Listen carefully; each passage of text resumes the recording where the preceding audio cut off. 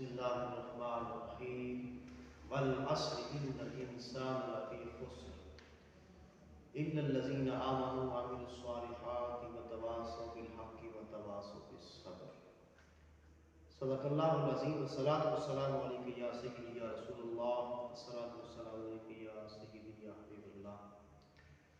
اللہ کریم نے ارشاد فرمایا والعصر، قسم ہے زمانے کی، ان الانسان لفی خسر، بے شک انسان گھاٹے میں ہے، الا الذین آمنوا وعملوا الصالحات، مگر وہ لوگ جو ایمان لائے اور اچھے عمل کرتے رہے، وتواصوا بالحق وتواصوا بالصبر، اور حق کی وصیت کرتے رہے اور صبر کی وصیت کرتے رہے۔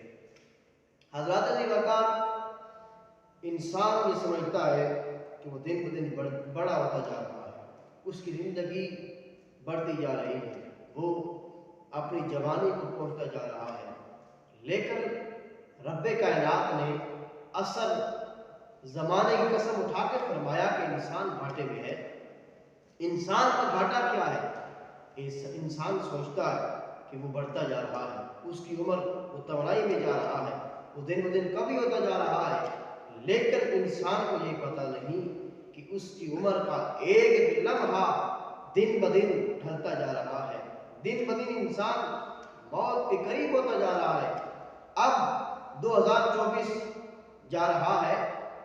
حضرات علی وقار، ہر سال ہمیں یہ پیغام دے کے جاتا ہے کہ ایک سال تیری زندگی سے گھٹ گیا ہے، اے انسان پھر یہ سال کبھی دوبارہ لوٹ کے نہیں آئے گا۔ اے انسان، اس وقت کو غنیمت جان، اپنی عمر کو غنیمت جان، اور اس میں کچھ اچھے عمل کر لے تاکہ تیرا آنے والا مستقبل بہتر ہو جائے اور تیری آخرت بھی بہتر ہو جائے۔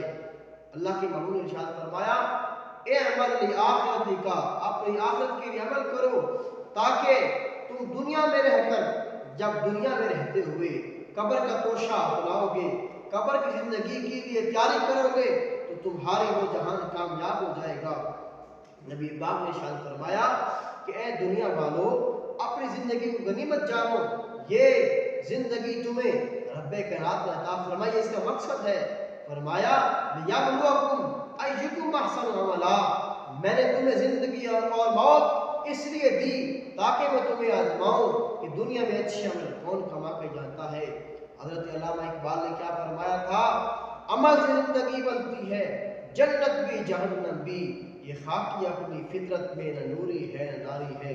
اللہ تعالیٰ ہم سب کو اپنی زندگی کے لمحات کو قیمتی بنانے کی توفیق عطا فرمائے، اور ہم سب کو اچھے عمل، نیک عمل کرنے کی توفیق عطا فرمائے۔